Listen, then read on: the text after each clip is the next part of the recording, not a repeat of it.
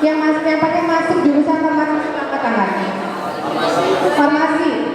Tapi biasanya kalau farmasi itu kebanyakan cewek sih, perbagian-bagiannya. Terus mungkin nanti ketika setelah kita menjelaskan baru adik-adik ada gambaran tentang apa sih pekerjaan apoteker itu, apa sih pekerjaan apa kuliah farmasi itu kayak gimana sih.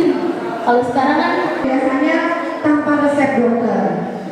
Yang keempat, biasanya kita